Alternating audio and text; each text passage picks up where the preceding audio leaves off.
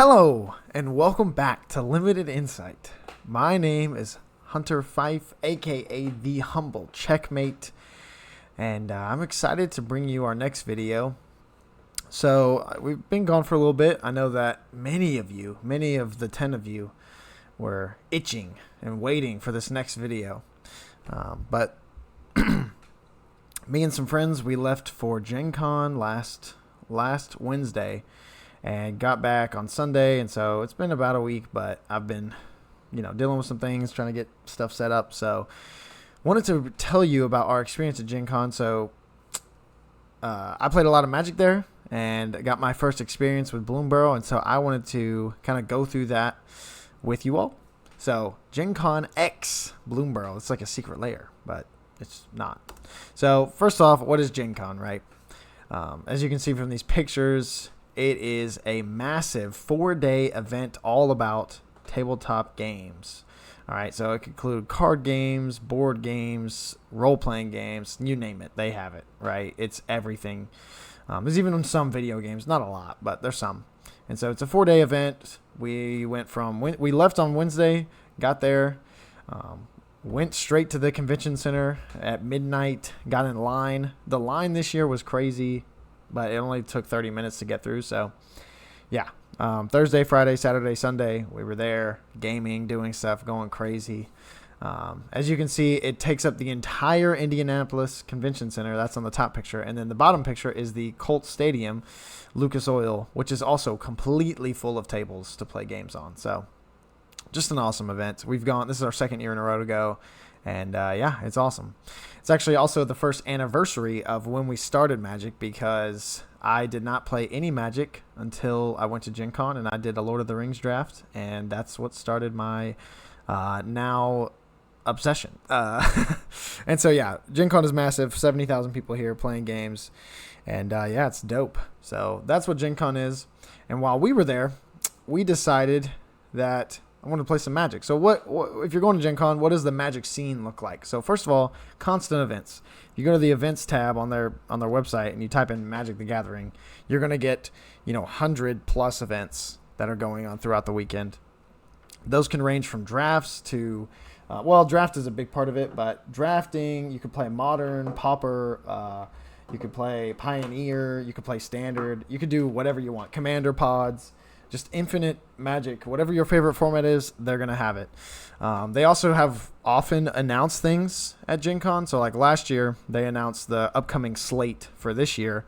And so that's where we found out about Assassin's Creed and Outlaws and some of the other things. But that's sometimes they do that. They didn't announce anything big this year, except for mystery boosters too, which I don't care about, but I'm sure lots of people do. And then there's content creators there doing stuff. I think this year they had Command Zone filming something while they were there. I didn't see them or know where that was, but whatever. And then just tables. There's just tables upon tables upon tables where people are playing Magic, and you could just watch or whatever you want. So that's what you can do at Magic. And so I kind of just want to run through what I did personally, how it went for me. And basically, I just decided it's going to be Bloomburrow City for me. So I just did a lot of Bloomburrow as much as I could. And yeah, we're just going to run through like what I did, how I did, and what decks I built. So first thing I did was pre-release. Technically, this wasn't at Gen Con, but yeah, when did I do it? 4 p.m. on Saturday, the Saturday before Gen Con. And I actually left my city to go to my hometown where my friends are. We played the pre-release there together, and then we left for Gen Con. So we played that. We played in Tyler, Texas, a store called Game Crave. It's a smaller store, but it's a really fun store, great environment. Me, Colin, and AJ went. Colin and AJ are two of my friends. Colin is the one who recorded the last video with me. Yeah, and there's about 30 people there, 20 to 30 people. And so, yeah, it was a Bloomburrow sealed. This was different. Normally, I do 3-round Swiss. This was a 6-round Swiss because they had a different prize. There was not a prize per win, right? Normally, it's 1 pack per win. This place was first place gets a full box. Everyone else gets nothing. So it's high stakes. All right. So yeah, we're playing in this event, and I just kind of want to talk about my deck. So I opened my first pack, and I pulled none other than Gev. Right, Gev is right over here. Gev the Scaled Scorch, he's a lizard guy, and I was like, oh, okay, cool. I wanted to play lizards. I start opening my packs. I'm not actually getting a lot of lizards, but my black and red cards are good. So I just opened good black and red cards. I'm going through, and nothing's really like pulling me that way. I just was like, well, I guess they're better than my green and white. And then the very last pack, very last card, you can see it right up in all of its beauty, is Maha. And I knew I was playing black right then, because Maha was my number one card that I wanted from this set. And so I'm glad I pulled it. I got to play with it. It was awesome. So that was my deck. I had my rare that was, in my little packet. The one that's by itself was the green-white, the rabbit guy. What's his name? Phineas. And I did not open any green-white for him at all. I barely opened. I mean, my next best color was blue, and I hated it. I just did not like a lot of the blue cards I pulled, so I went with green-red, and I enjoyed it. I think this deck was awesome. But I want to talk about my games real quick. So, match 1, I played a guy who was playing mice, and the only card I really remember was this Whiskervale Forerunner. This card is disgusting, okay? It is absolutely ridiculous. If they get to trigger the Valiant and hit a creature and put it into play for free, I mean, the game feels like it's over, even if it's not. And so we played mice. I don't know why it was. I mean, we're both playing aggressive decks. I think mine was just a little lower curve. So he had a little higher curve on his mice. And I took the 2-0. I think one game he may have been mana screwed. I'm not 100% sure. But yeah, I won that one. It was kind of cut off at the legs almost. Like we would get into a game and we would start, going back and forth a little bit. And then one turn, it felt like the game was over, right? I would swing out or I would kill one of his creatures, and that was it. And so that was the matchup with mice. I think they're both lizards versus mice is a very aggressive very aggressive matchup. And so whoever has the better aggression is going to win. It's not really about anything else. Match 2, I played rabbits. This guy got severely screwed. I think Valley Questcaller is one of the few creatures he played. I mean, I don't know if his curve was high or what, but he just really did not play anything. Got completely screwed. So I won that game pretty easily. I kind of felt bad for the guy, although I'm pretty sure he ended up placing really well in the format or the event. So I think his deck was fine. Match number 3, you see Maha there. It's because I played a person, the only other person at the event who pulled Maha. He played this rats deck. And if you watch the first video that we made, then you'll know I'm not high on rats.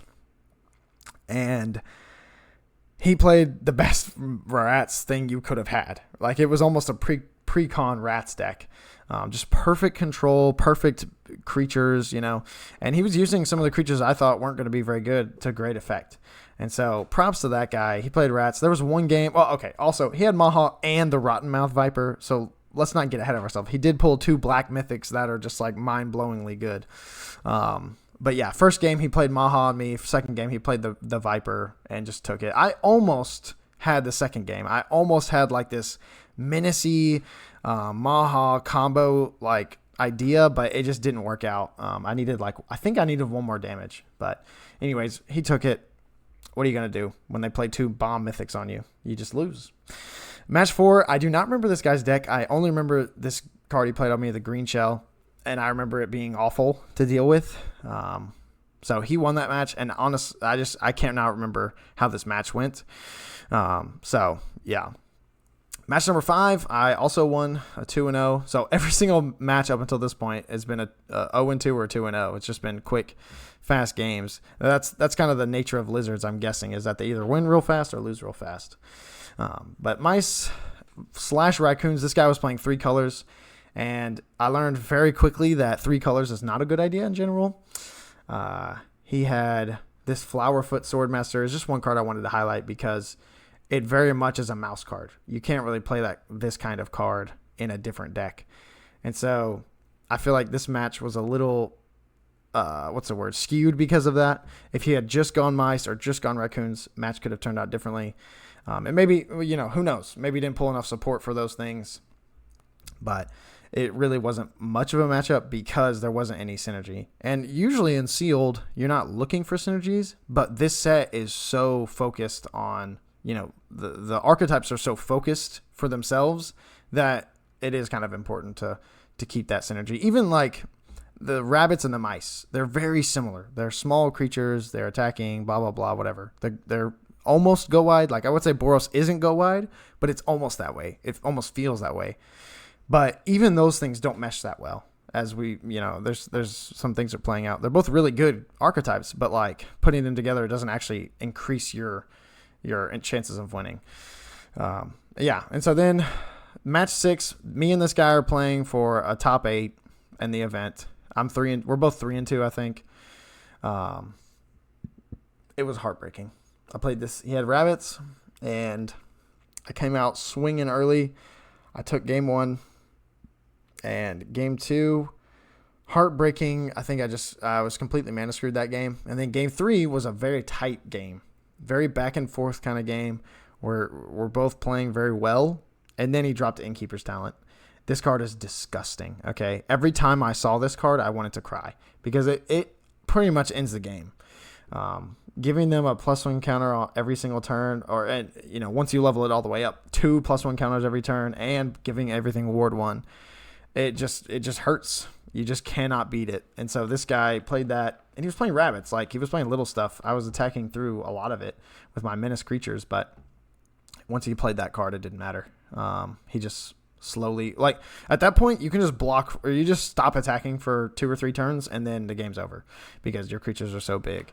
So Innkeeper's Talent, disgusting. Early winner. I did pull 3 of these, not in my sealed pools or in my drafts. I just got 3 of them, and they're worth like $20, so that's pretty cool. But I hate that card. I hate it with a passion. So pre-release, I ended up going 3-3. Not my favorite performance. Not anything I really am proud of, but it is what it is. I think I had fun. Definitely, it was a really fun pre-release for me. Probably, I started Ixalan was my first pre-release, and I got to do Throne of the Grim Captain. So actually, I love that one. I don't know. I would say it's in the top half of pre-releases I've done. But that's pre-release, and I wanted to just highlight some cards, some things that I learned from this event. So number 1, Ravine Raider. It's just a 1-mana 1/1, but this thing actually won me some games because you just pay 2 and level it up. I mean, you could pay 6 into this thing, and it's a 4/4 with menace, and it's only 1 mana. So like, it actually, like, if you have nothing else to do, this card beats. I think it's really good for the lizard deck. It's just common. Like, you don't have to put a lot of resource into it, and maybe it doesn't do anything in the game. But it, first of all, can block, which is a big thing. There's a lot of cards like this that can't block, but this one doesn't have any downside to it. It's just maybe it swings for 5 one turn. So I really like that card, and it's especially good in the late game scenarios when there's a board and you swing with your 1-mana 1/1, and you have 8 mana up. I mean, what's your opponent going to block with? It's really tough for them, and they don't want to trade their 6/6 for your 1/1, but maybe that's what they have to do. So really cool card. I think it was really good. Number 2 is Early Winter. I played this in the sealed. I didn't like my removal. This card's not good in this format.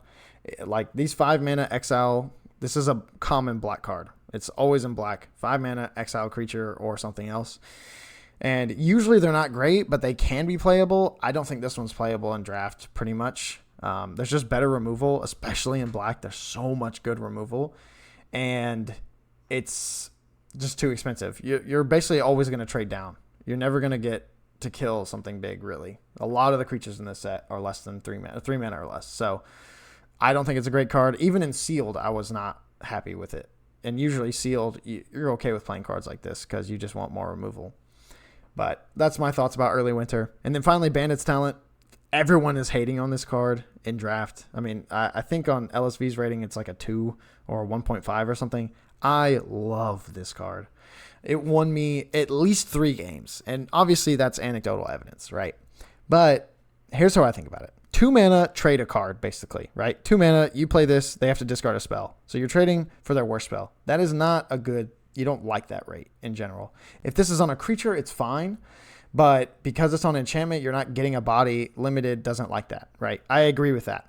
But 1 mana, you put 1 more mana into this, level it up. For the rest of the game, your opponent has to play around this. Now, people can play around it. It's not like crazy difficult, just holding lands. But even if you only trigger it once, it's still good. And then the last level is so debilitating. They have to just keep they can't play any more lands, right? They're just going to keep giving you spells if they do that. And so I love this card. Once again, people can play around it, and I have yet to play against someone who like really hard tried not to trigger it. So who knows? That's probably skewing my ideas about it. I just like it. I think it's a good card. I think it's fun, especially if you can build a little more discardy kind of deck. There's Psychic Whirl, which is 3 mana discard 2. Not that I think that card's great, but if you can join these things together and build like a control deck with it, it could be something. So those are my cards that I want to highlight from my deck that I really enjoyed. Obviously, Maha is in highlight, but you know, Maha's Maha. It's going to do its thing. So that was the pre-release, right? Went 3-3. Wasn't super happy with that. I think 4-2 I would have been happy because it's my first event. I don't know the set, but I wanted to do better than that. So we leave for Gen Con. We go there. Day one, I know what I want to start with. I want to start with a draft. And so 11 a.m. Thursday, I sit down with my 4 friends plus 3 other people. And we're going to do a Bloomburrow draft. And all the events at Gen Con, all the Magic events are run by the same company, and they pretty much have the same tickets and whatnot. So you get 1,000 tickets per win, 200 per loss, and you can spend them on, you know, packs or whatever. So we'll go there, do a draft, and lo and behold, first card I pulled is Gav again. So I pulled Gav, and I was like, I don't want to do Lizards again, but the rest of the pack was just not great. And so I played Lizards. I wasn't too happy with it. I wanted to try other things, but I got Gav, and I started getting past some good black cards, some good cheap black cards. So you see Bonebind Order, 2 mana 2/2, and it does stuff later. That's all it is, really. It brings the creature back. It's an excellent card early in the format. Emberheart Challenger, I got that one late. It's a mouse card, but it was really good. I got some good removal, and then I got 2 Fireglass Mentors. Okay, all of the signposts, pretty much all of the signposts, I love them. Right, the only signpost I think that's kind of bad is the Otter signpost, and which is indicative of the entire Otter, you know, archetype. It's just, well, this is spoilers, but the lizard mentor is awesome. It's just draw cards at every turn, basically, right? Obviously, your deck has to be built to do the, you know, the damage the damage thing, but it's excellent. It's a beautiful card.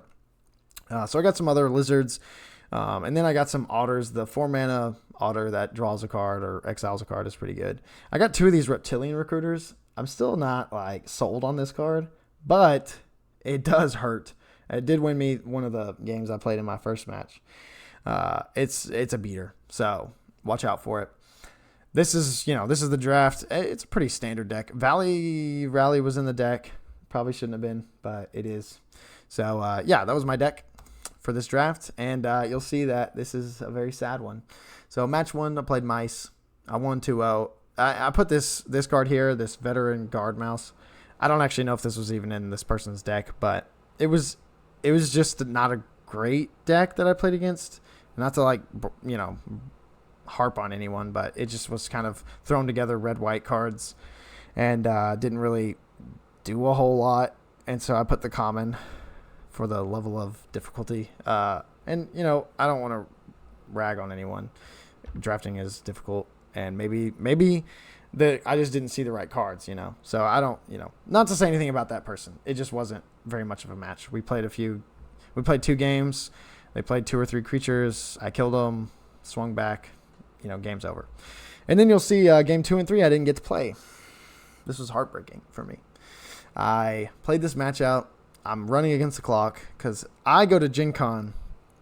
I'm actually going for free because I'm teaching a game. And so I had to forfeit the other 2 matches and go and teach the game for my time slot. I was devastated. All right. This is sad because this was my Lizard redemption, right? My first Lizard deck went 3-3. Wasn't happy with it. This one felt a lot more cohesive, and I was like, oh yeah, I can get 3 wins with this. But had to leave. So really sad day. But I still have some things to highlight. So I already talked about Fireglass Mentor. I'm just going to read this card to you. 2 mana, black-red, Rakdos, 2/1. At the beginning of your second main phase after combat, if opponent lost life this turn, that's what Lizards care about, exile the top 2 cards of your library. Choose one. Till end of turn, you can play it. So first of all, this card triggers, or it can trigger right when it comes in, right? You play this card, swing for your combat, and then you get to exile. Okay? And this exiling, you're burning through your deck, but exiling 2 cards isn't that much of your 40 card deck, and what it's doing is just letting you see more of your stuff, right? And after hopefully the turn after you play this, you'll have enough mana to where you can cast at least one of those spells. And if it's a land, you just throw it down. It helps you do everything better. This card is so good, and it's a 2/1, so I would say it's more of a blocker than anything. It doesn't really, you don't want to swing and trade this for some other 2/2. But this card is excellent. Very, very good. So 3 mana Valley Rally. This card is terrible. This card sucks. I had this in my hand twice in both games, and I never played it because it just is not a very good card. That's all I have to say about it. Don't play it. Even in the mouse deck, like, find a better thing to do. And then finally, Reptilian Recruiter. I don't know why I'm highlighting this card. I just thought this card requires a lot more thought. This effect is always unlimited. There's always something that steals a creature for a turn. And this one is weird. This is different than most of the other ones we've seen. So, I don't know. I like it. Every time I played it, it felt really good. But, I don't know. 5 mana, the lizard deck. It's a top-end kind of lizard. Who knows? It's got trample, too, which is really important because you can push some damage through and then trigger your Fireglass Mentor or whatever. So, I don't know. I think the card still has a lot of promise, and it can be really good. I would just want to see it, I think, more. It plus Scales of Shale, the 3 mana lizard instant that gives lifelink and indestructible, I think. Whatever it gives. I don't know. But that card with this is insane.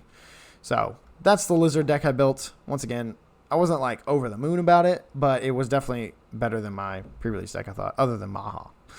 Maha's too good. So did a draft, and then we get to my favorite event. Okay, this is definitely the best thing I did at Gen Con.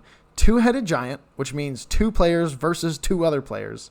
Full box sealed. This is crazy. What they do is they give you a box of Bloomburrow and say build 2 decks. All right, build 2 decks, and your teammate plays one, you play one, and you're playing against someone else who's done the same thing. All right. So we do this 6 p.m. Thursday. So after I get done with teaching my game, come back. It's me and Colin. We decided to do this event together, and there's 23 other teams in the event. We're basically in pods of 8, pods of 8 teams. And so it's Bloomburrow sealed. You open all 36 packs, build 2 decks. All the games are best of 1. That is, I hate that, but it is what it is, right? You're putting all this time and effort in, and then you're playing games of 1. You have to, because this event lasted forever. But yeah, crazy event. And then if you go undefeated, so if you win your 3 matches, you get 1 extra full box of Bloomburrow plus all the prize tickets. So this one's crazy. This event is amazing. And so I'll just say that, like, opening a full box and building 2 decks out of it is difficult, because you're sitting there staring at 36 plus rares, and you're like, what do I do with this? And the answer is, who knows? Because it's really difficult. So let me show you what I built. Okay, open up my packs, and what do I know that I want to do? I go into it knowing I want to play black, have some control of the game, right? I think that's really important to have at least one person who has some sort of control. And so I go in there and I say, I want to play black. I already knew that. Open up my black, and I got some crazy black cards. First of all, the Rottenmouth Viper at 6 mana is insane in this event. All right, 2-headed giant the card says when it enters the battlefield, put a counter on it, and then for each opponent. So both of the other team members have to either lose 4 life, discard a card, or sacrifice permanent, right? And then it gets counters every turn when it attacks. And so this card just like eats through the game in like 2 turns, basically, right? Then I got Yigra for 5 mana, 6/6, and this card gets huge so fast. It's insane, and it's a food sacrifice card. Guess what? I'm in green-black. I pulled 2 Camellias. Camellia is a squirrel that makes all your other squirrels a menace and makes more squirrels and makes them all big. Card's crazy. All right, so I just pulled this insane squirrel food deck. And then you'll see in my removal spells over here, I've got, 1, 2, 3, 4, 5. I've got about 6, 7 removal spells. Yeah, so I loved my deck. I really, and you'll see, if you watch my first video, you know I was not high on squirrels. I loved playing the squirrels. The squirrels were so much fun to play with. And so this was my deck. I never once played Gigra. I never once played Rottenmouth Viper. I also played Season of Gathering once, and it got countered. So I don't know what to say about all that, other than it was crazy. I don't think there's anything else to say. Yeah, so Two-Headed Giant, what do we play? Oh, well, let me talk about what my partner built. He built mice. And so I don't actually have his deck specifically, but he got all the cool mice rares and mouse rare, whatever. And so he built this mice deck. And so kind of our idea was he's going to be the aggro player. He's going to try and get all this damage in early, and I'm going to try and build a board state with the Camellia, Yigra, Rottenmouth, and then I'll finish the game, basically. He didn't play very much removal. I think he had like 2 Banishing Lights. He played those. But other than that, I was playing most of the removal. And he was going for aggro, combat tricks, the full 9 yards with mouses. So yeah, what do we do? Playing Two-Headed Giant. So we're playing 2 teams, or we're playing 1 team each turn of 2 people. So match 1 was rats versus squirrels. And man, oh man, did I feel bad for this team. So I don't know whether or not this was their first Bloomburrow event, or if they had just absolutely awful draws. All right. But we sit down, play these people. I think both of them mulliganed. Yeah, both of them mulliganed. Neither of us mulliganed. We were on the play. Yep, we were on the play. And this event, you got a free mulligan, so whatever. But already starting off, I could just tell they weren't like super happy with having to mulligan. They mulliganed 2-7 first, so they were fine with that.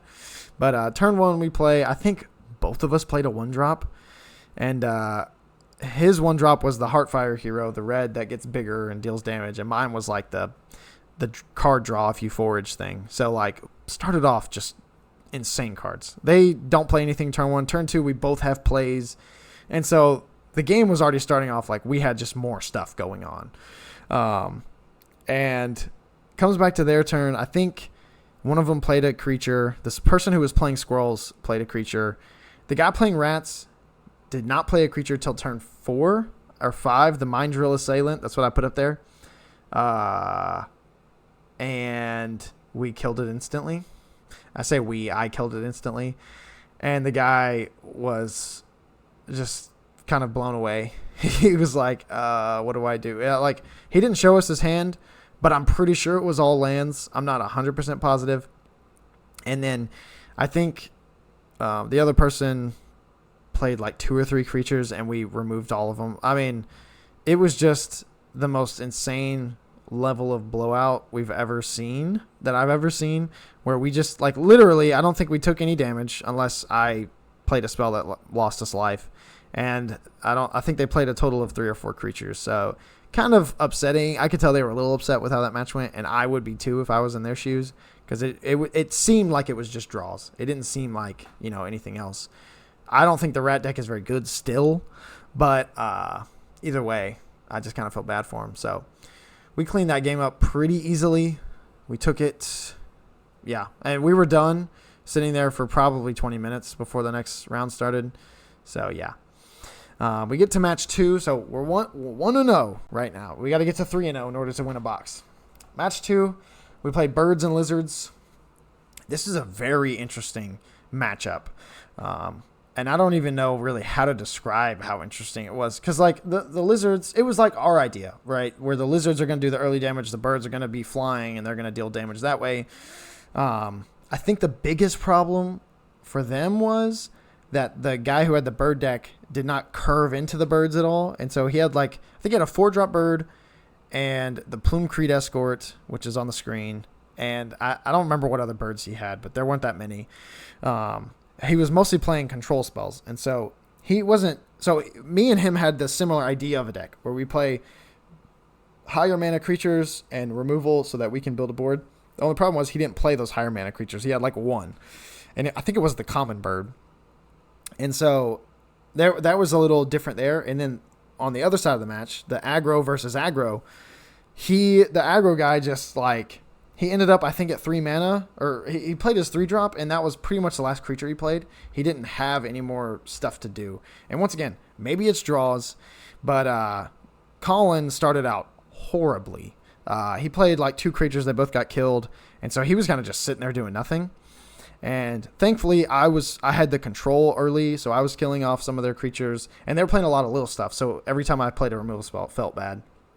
But we get to this point in the game where their team had a flyer. And also, by the way, this is a 30 life game, so we're sharing 30 life rather than each of us having 20. They're sitting over there with a 3/3 flyer or something. He's swinging every turn, and that's the only attacks coming through. So, like, we're pretty much board stalled except for that one flyer. And I'm sitting there for 3 turns with 6 mana up and Season of Gathering in my hand. And this bird guy just refused to pay his last 2 mana. And I knew he was going to counter it. But I finally draw something else into my hand. I can't remember what I drew, but I was like, okay. I tap my 6, play Season of Gathering, and he counters it. Okay, he played Dazzling Denial. And I was like, okay. But because I had drawn another card that was actually good, I knew that trading the Gathering for that Denial was actually probably better than trading a creature. I don't remember. It was some good creature, or maybe even another removal spell that I needed to break up this board stall. And so we basically, because of that counter and the ability for me to play some other stuff, I started building a board state. And then Colin hit Whiskervale Forerunner, which I talked about a little bit ago, and he triggered it twice. Pretty much, like, he triggered it as soon as he played it, and then he triggered it again.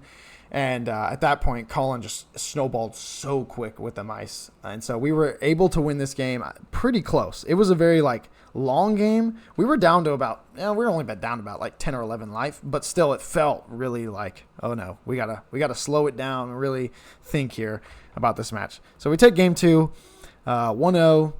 We're 2-0 now. Match 3 comes around. We're playing for a full box. This is our team is going to win a full box, or the team we're playing. And so we sit down. I am sweating profusely, okay? And this happens when I play Magic. I just sweat. My hands get so clammy, and I hate it, but it is what it is. So we sit down, play this Otters and Bats team. And they're really good players. Very good players. A whole step above, the last 2 matches. And I could tell Colin was fading a little bit. It's like 11 p.m. at this point. This event was long. And so we're both kind of out of it. I'm still focused. I don't get too, what's the word? Time. How long I spend on a game or whatever doesn't really mess with me all that much. I can spend hours. I play Twilight Imperium, so I know how to handle that. But Colin's a little, iffy over there. I can tell. And so we sit down and play this team. And definitely the most interesting matchup, for sure. They played Otters and Bats. And so their game plan, from what I can tell, the Bats guy played all of the cards that center around gaining and losing life. And so, which obviously he's Bats. But if you look at Starscape Cleric, whenever you gain life, each opponent loses 1 life. And so those triggers are actually double triggers in Two-Headed Giant, because each opponent, we lose 2 life total. And then this Valley Rockcaller, this card was disgusting. All right, so Menace 1/3 for 2 mana. Whenever it attacks, each opponent loses X life and you gain X life, where X the number of other things you control that are black. And so basically he was able to, attack, swing in. We lose 6 life, they gain 3 life. Because the gaining life is specifically to you, but the losing 3 is to each opponent. So started off, this guy literally played Starscape Cleric. I think this card sucks, by the way. Not being able to block is terrible and limited. So I just hate this card. But turn 2 played that. Turn 3, I think, played the Rockcaller and swung in. We were down to, I think, 10 life almost instantly. They had these 2 creatures on the battlefield. That was it. And the Otters guy was not playing any creatures. And so I knew he was just playing spells. And so I go to remove the Valley Rockcaller. I play around removal. Otters guy says, "Shore up." He says it like that. Like real, like, "Shore up." And I was like, okay. Now, some of you are probably like, well, that doesn't work. We didn't think that. And I recognized that as soon as we were walking away, right? As soon as the match was over and we were walking away, I was like, "Shore up doesn't work there." It literally says you control. And that feeling, knowing that like they were playing something wrong and I didn't catch it, is almost indescribable in Magic, especially when you're playing for high stakes, right? I played 2 removal spells on Valley Rockcaller. Both of them got shore-upped. And so, I mean, it was just disturbing, right? And also, he got so happy from playing these shore ups. That is even more, disgusting to have to think about, right? And so we're playing this game, and it's not looking good. I do get Camellia, and that's the big thing. They weren't playing hard removal. They were playing like this shore up, these trick kind of stuff, but they didn't play much hard removal, which kind of surprised me because he's playing black. But I think they really were focused on this idea of, I play the bats, they lose life, you protect them. I think that was pretty much their idea. And so I play Camellia, and I get Camellia going for real. All right. I played Honored Dray Leader, 3 mana, 1/1, but it gets a counter for all the food and scrolls you have. And then every time you get another food and scroll, it gets another counter. And so I think I played it, and it was a 7/7. And it was going to get bigger because Camellia can make more squirrels when you sacrifice food. So like I was getting it going. And we finally get to this point. It's their turn. Oh, I forgot. Bandit's Talent. I had Bandit's Talent in the deck, and that was draining them every turn. I think at one point I drained her for 4 life at once, and then I drew 3 cards because Bandit's Talent is also in each opponent thing. So like that card was just working. And so at one point we get to this standstill, right? It's our turn. We're at 5 life or something. They're at like 16. And we have way more. We have creatures on the board. They have nothing, pretty much. They have like 2 creatures. So me and Colin swing in, and they chump block like 2 of them or something. And we deal, I think, like 10 damage, something. We're like at 5-5 or 5-6 or something like that. We go to their turn, right? So they're sitting there, and they're like, we need 1 more life. They keep talking about this 1 more life or whatever, right? And then this guy drops Glide Dive Duo. He drops the Glide Dive Duo on the battlefield. And it drains us for 4 life, dropping us to 1 health. 1 single health. Glide Dive Duo. And so me and Colin look at each other.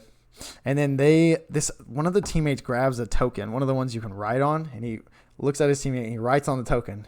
And then they look at each other like, yeah, mm-hmm. Then they put that down, and they say, pass turn. Okay, that was utterly terrifying. Okay, and so me and Colin untap. We have lethal on board, right? We can turn the creature sideways, and they're dead.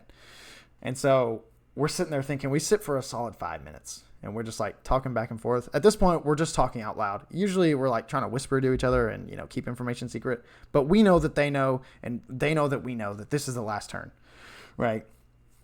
And so me and Colin, I look over at Colin, and I say to him, after all of our discussion, after all of our thought and planning, I say, aim for the bushes.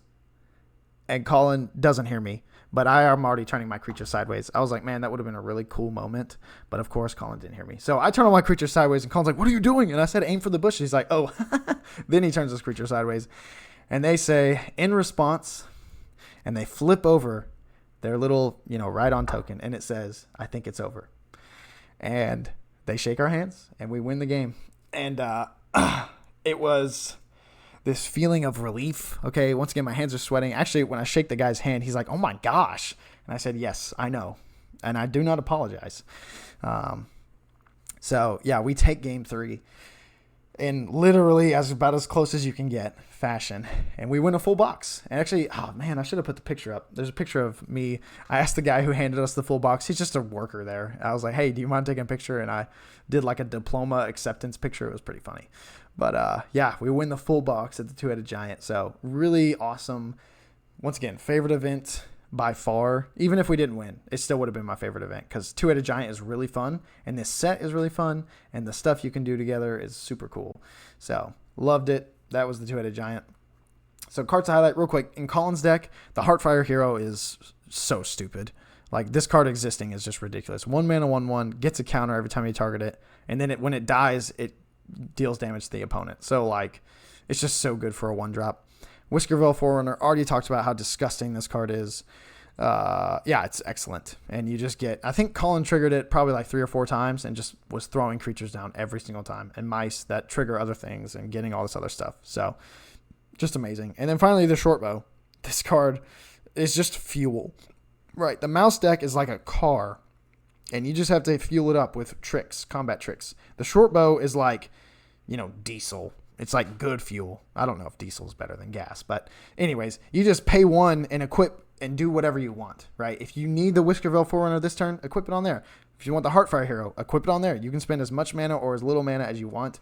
And also, the card itself isn't bad. +1/+1 Vigilance and Reach is not terrible, especially with the amount of flying in the set. So we really liked that card, and glad we pulled one of them to put in the deck.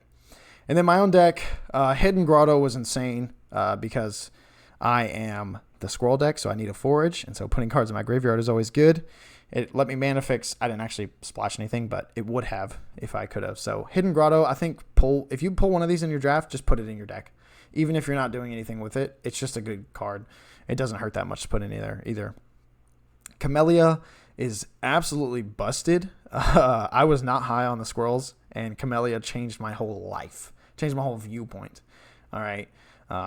Sacrificing foods to create squirrels and then putting counters on them. And also, this second ability fuels the first one, right? And so you pay 2 to forage. When you forage, you can sacrifice a food, which will create a squirrel, and then put a counter on it. So card's just great, especially if you're really focused on squirrels. It can be really good. And then the Bandit's Talent, I already talked about it. It won us that last game because it was just draining them ever so slightly every turn. It got us to that threshold where we could swing. So really good card. So move on to draft number 2. So on Friday, we decided to do another draft, and we all went to it. Same exact situation as last time. And here I ended up with a rabbits deck. So this is my foray into rabbits, and I didn't really care for much of my draft. Like the first pack I liked, and then the second pack I hated. I didn't get anything. I pulled Castrel the Windcrested. I was like, whatever, I guess I'll take this. And then the third pack was me just trying to scramble to put cards together.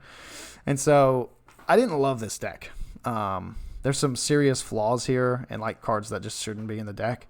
But I think it's cool. And I pulled Beza, which that card is so fun to play with. Is just pay 4 mana and get a 4/5. And also in every way that you're lacking in whatever game you're playing, you just catch up. Sure, go ahead. You need cards? Go ahead. You need creatures? Get them. You need life? Sure. Just a lovely, beautiful card. So this is my deck. Study it if you want. There's nothing really that crazy here. Nothing really that good, but it's fine. So here are my matches. Match 1, I played Rats, and once again, I still am not high on Rats. He played a few control spells, didn't play that many creatures. I won the game. My rabbits just went wider than anything he could play, and I just ran over him. So it was really, really easy. Actually, I ran under him. That's how I think about the rabbits, is they run under stuff. Because you can throw away your 1/1s throughout the matches. Like, if you can attack with 7 creatures and 2 of them die, you still have 5 creatures. You still dealt, 8 damage or whatever. However much damage you can do. So, really good. Match 2, I played Rabbits Mirror. And the big difference between our decks were he had Phineas and I did not. So both games he played Phineas and put counters on all his rabbits, and all of his 1/1s became 2/2s, and all of mine were still 1/1s. So he took the game pretty easily. I will say, the Ocala Village, I think, is really good with the rabbits because it makes them 2/2s whenever they enter the battlefield. Like, Head of the Homestead plus Ocala is a great combo. You get, instead of a 5 mana, 3/2, and a 1/1 and a 1/1, you get a 7 mana, 4/3, and a 2/2 and a 2/2, which is just really good. So you get a lot of value. He just outplayed the rabbits. He just had better cards than I did. And it's funny because we were sitting 2 seats apart. So we were, in each other's space the whole time. I didn't even know really, but match 3, I played against Frogs, my first Frog deck to play against. And, it was not pleasant for him. He didn't have a lot of frogs. He had a few frogs that did a few good things, but overall, he didn't really stand a chance. Just the frogs were too slow for my rabbits, and the frogs aren't that big. There's not that many frogs that are huge, and so even when I was attacking, it wasn't that beneficial for him to block. The raccoons, right? They are slower, but they can block pretty much any of my creatures, whereas the frogs, it's not the same. So, yeah. Cards to highlight, Fountain Port Bell. I love this card. I argue with people about this card. I think this card is excellent. I think it has a lot of value in one little 1 mana, go get a land card. It's great for splashing. And, it's just, you can cycle it away for 2 mana and draw a card. I think it's fine. And then you have the Paw Patch Formation. This is definitely a sideboard card, but it doesn't feel as bad to main board if you have to. I had to because I didn't have any more playables. And, it did the thing. I would say that, once again, don't play it if you don't have to. But if you do have to, you're not crying, right? 2-mana, draw a card, create a food. I mean, if you're not in the squirrel deck, it doesn't feel good, but it also could be worse. And then I already talked about Ocala Village. This card is so good. This is my favorite one of the lands because it just has so much effect on the game. So that's my highlights for this draft. Kind of forgettable for me, honestly. I didn't really care that much for this draft, but I went. Did I talk about? Oh, I didn't talk about my wins. So yeah, I went 2-1. So beat the rats, lost the rabbits, and then beat the frogs. So 2-1 for that draft. I think at this point in Bloomburrow, I am 5-1, and then 6-1, and then 3-3. So 9-4. I'm total right now is 9-4. All right. So that's draft number 2, and then we get to the final event. The crowning event of Gen Con is my RCQ. So an RCQ is a regional qualifier. Basically, this is how you can get into professional Magic, right? That's like the draw of it. If you do well here and then you do well at the next tournament, then you do well at that tournament, you'll make it to the professional level. Okay, obviously that's never going to happen, but the RCQ was super cool. The most structured event I've played in. I had never done one that's like this, and so we're doing a Bloomburrow sealed one. They had Modern Horizons sealed, and they had some other events that you could do, but we wanted to do Bloomburrow. So Saturday, all of us are playing, all 5 of us, 59 other people. This is a 64-person event. This is huge. Biggest event I've ever done. We're playing Bloomburrow sealed, and once again, it's 6-round Swiss. Who knew that pre-release was going to ready me up for this event? So the prizes for this one were insane. Top 32 get 9 packs. So if you can finish in the top half, you already get 9 packs. You're getting 15 total packs for this event, which is really good. Top 16 got 18 packs. Top 8 got a full box each. Top 4 got 2 full boxes. And the top 2 get a case. So 6 boxes. There's a lot of cards to be won here. So the top 8 are invited to the Gen Con Championship on Sunday. So all the 32 players who placed in the top 8 of the RCQs all battle in another 6 round of sealed till the remaining top 8 of that event all draft for the win. All right. And I didn't actually know what the prizes were, but I was told that even making that tournament, you're getting insane stuff. I think first place got another Gen Con pass for next year, plus a whole bunch of merch and plus an exclusive card, which I'm pretty sure is going to be worth, lots of money. So lots of stuff to be won here. Crazy event, crazy cool stuff going on. So Blade Bloomburrow sealed. Now how this works is, if you've never done an RCQ, it is real. You're not just opening packs and putting it all together. You have to open your packs in front of another person, give them all of your cards. They give you all of their cards, and then you have to mark down each card that they pulled. Then you can build your deck, right? And I wish I would have known this before I built my deck. But once you build your deck and write it all down that what you built, you have to play that deck as your first deck in each match. So you can see here, I splashed blue. That was so stupid. If I had known that I had to play this deck every single time, I would not have splashed blue first, even though I think the blue splash was fine. So what do I end up with? None other than black green, and I'm splashing blue. So first pack, I pulled Maha, and my opponent was not my opponent, the guy who was putting all my stuff together was like, oh man, how did you get that? So I pulled Maha. Rest of my rares, I think I got Vren, Camellia, Coiling Rebirth, and the Keen Eye Curator. Those are the big ones. I got some other trash that I didn't want to play.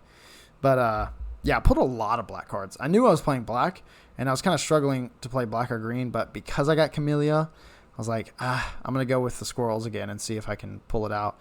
And I splashed blue because, well, first of all, I needed more playables. I did not like the rest of my green and black cards. And Vren is nasty. He is not fun to deal with. And so I threw him in the deck. Tidecrawler Mentor was just because I had to. I don't like that card, but whatever. So this is my deck. I pulled the Ocala Village as well, so I was comfortable with this. I thought this was fine. I got good removal. I got Maha, so I was happy with what I got. So 6 rounds. All right. Match 1, I play against the Squirrels, and this one was not fun. So game 1, we play. He wins. I don't even remember really what happened game 1. Game 2, I curve into a turn 3 deal 10 damage. Like, just the most insane curve you could have asked for. I dealt 10. He was down to like 7 or 6 on turn 3, and he scooped. He was like, yeah, no, I don't got anything for this. And so I absolutely wiped the floor with him game 2. And then game 3, I get completely mana screwed. All right, I mulliganed to 6, by the way. All 3 games of this match 1, I mulliganed. But game 3, I open up with 7 cards. I don't remember what I pulled, but I was like, no way. So I mulliganed to 6, and I pulled, I think, 2 black. I had a 2 mana play, and then I had 5 green cards, and they were all 2 or 3 mana. And I was like, okay, so if I pull 1 green card, 1 green land, I'm fine. If I can pull another land in general, I'm also fine. I had a 3 mana black play or something. I had another 3 mana play. And so I just needed 1 land, preferably green, but it could be whatever. And the first, I think 7, we played about 7 turns of this game. I did not draw land once. And so I played my turn. I don't even know how I survived. I don't know what was going on exactly. But yeah, I just kept passing, and I did not draw land. So I ended the game with, I think, 7 or 8 green cards in my hand. Maybe it wasn't 7 turns. That's crazy. But yeah, it was not fun. So lost that game. Not really happy with the performance there. Played against a guy named James. And James looked on the leaderboard. Guess where he finished? None other than first place. So that was fun that I got to deal with that guy first. Match 2, I played against a Raccoons deck. This guy's deck was not very good. He had an insanely high curve. I think probably his cheapest card in his deck was 3 mana. I don't think he had any 2 mana cards. So I absolutely stomped him. And I kind of feel bad for him, but not really. So, because he was kind of not fun to play against. So, yeah, just terrible card. And he was complaining the whole time. It was funny. He was complaining like, oh, man, my deck. This always happens to me. And I was like, well, what's your curve? I didn't say this to him, but I was like kind of laughing. He's like, here, look at, after the game, he like, take my deck, look at it. I looked through it. I swear to you, there was not a 2 mana play in there. I swear to you. Okay. So I was like, oh man, this deck is so good. I was just bull crapping him. So yeah, I was like, whatever. I kind of wanted to get out of that one. Match 3, I played Birds, and you'll see Bandit Gossip's talent is there.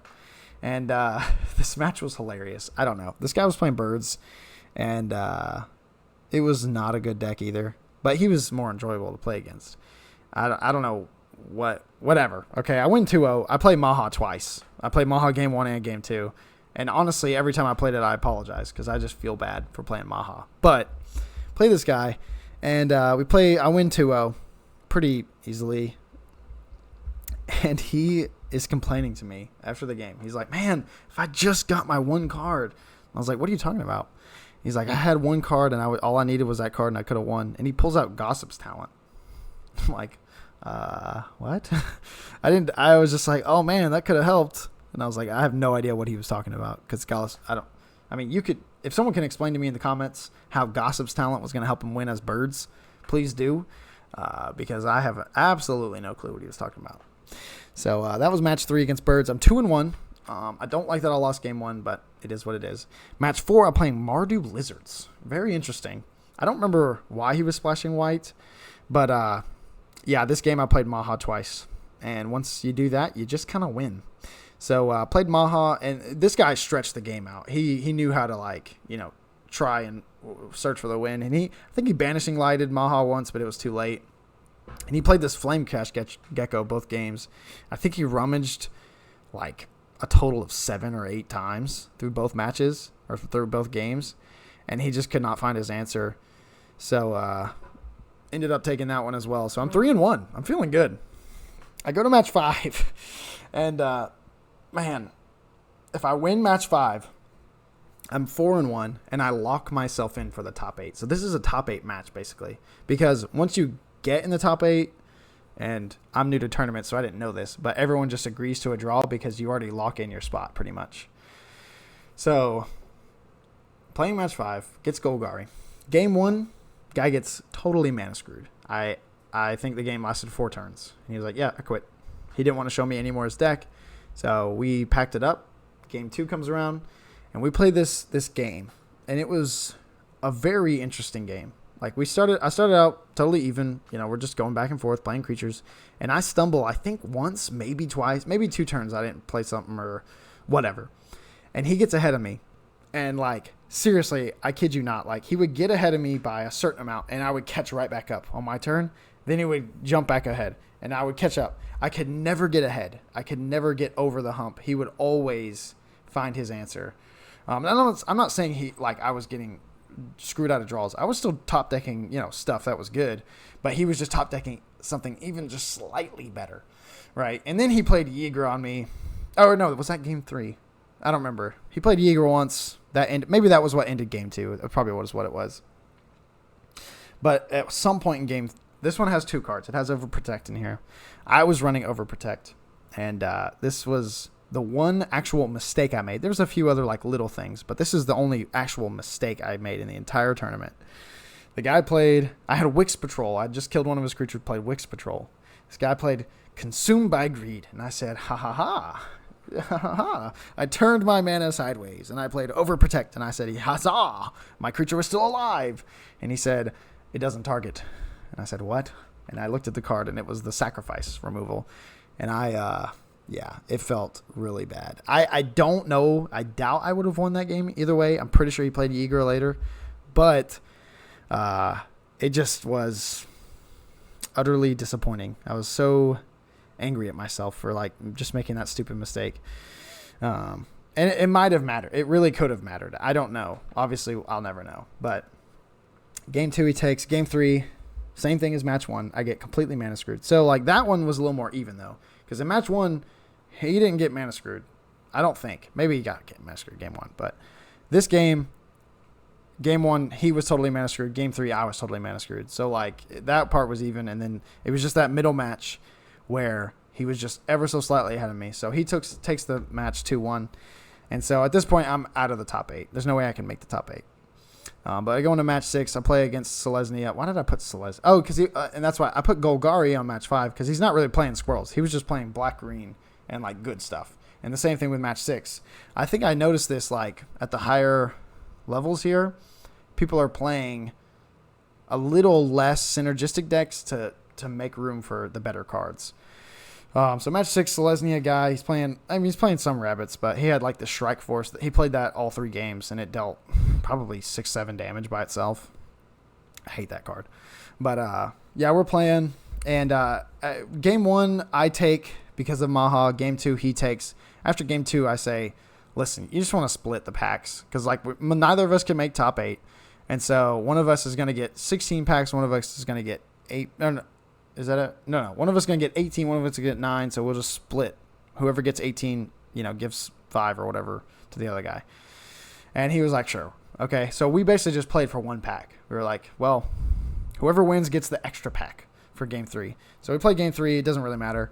But after playing the game, this guy, I guess, he played a lot of these RCQs, so he knew how math worked. He was like, listen, you take the win on the actual, app, and then that will increase our odds of both making top 16. And lo and behold, after the match, look at the rankings. He was number 16. I was number 10. So we both got 18 packs, and I gave him one of mine just because we were playing for 1 pack. So, yeah, he was a really cool guy. But, yeah, we played each other. He would have won, I think, game 3. Either way, I was playing real loose and, like, kind of whatever game 3. But I still think based off the draws, he probably would have won game 3. In game 2 of that match, I got him down to 1 life. I just could not find the last hit that I needed. So that was kind of heartbreaking there.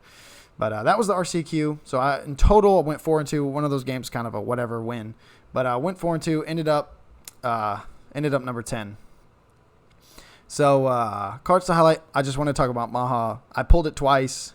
This card's disgusting. Okay, somebody plays it on you, cry. That's what your first instinct should be. Second was Vren. There was one game I got to play this card and got like 4 rats out of it, and they were all 5/5s.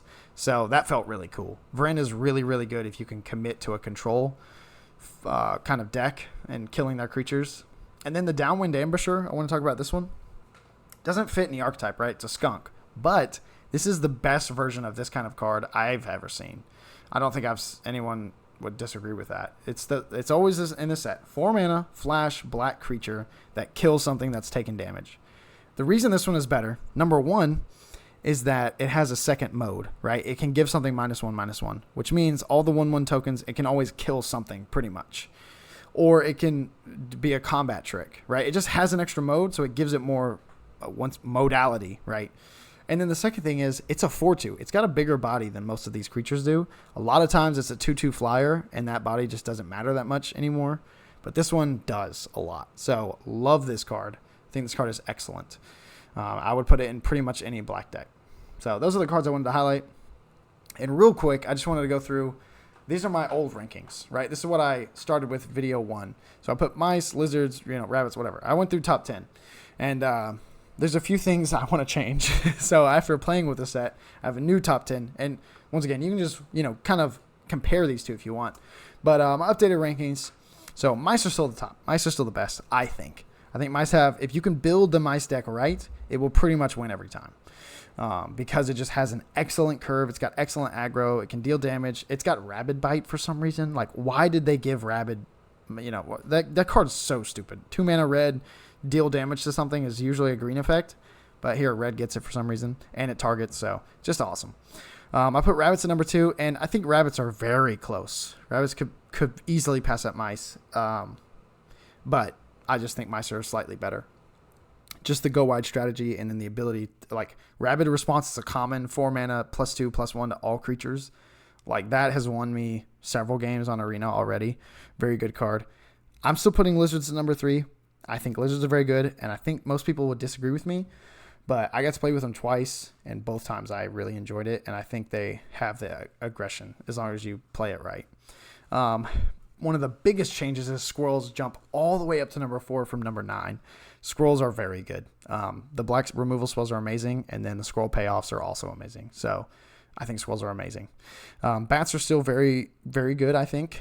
Having flying, having big butts, and doing things right. That's what bats do. Frogs have moved up a little bit. I got to play frogs on an arena draft, and first of all, super fun. And also the payoffs for frogs. And I said this in the last video. The payoffs for frogs are so good that the bouncing stuff doesn't actually feel that bad. And one thing I've noticed and realized is that a lot of the frog stuff isn't just bouncing. There's also just blinking, right? Exile it and bring it back without having to pay that mana again.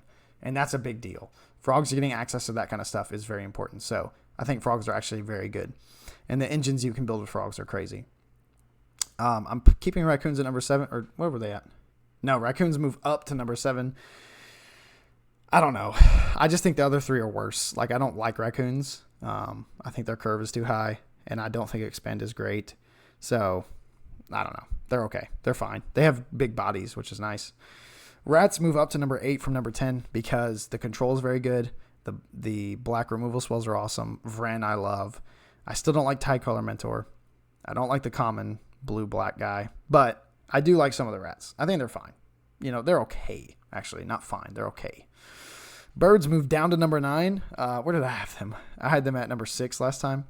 They have so little synergy with each other, and the birds caring about non-flying is really stupid. So birds are just not very good, I don't think. I don't like them.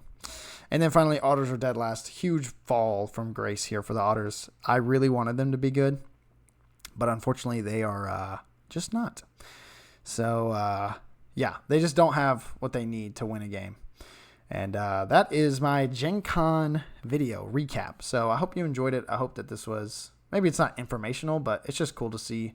I like to hear other people's, their events and what they're doing. So that was my Bloomburrow experience. Hopefully you enjoyed the video. Once again, my name's Hunter, a.k.a. The Humble Checkmate. We are Limited Insight. Hopefully we can bring you some more Magic content. And, hopefully we can get to play some more Bloomburrow together. And maybe we'll start drafting here on Arena soon.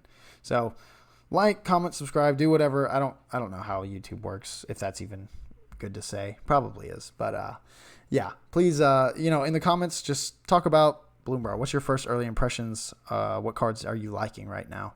So, that is it for us. Have a good one.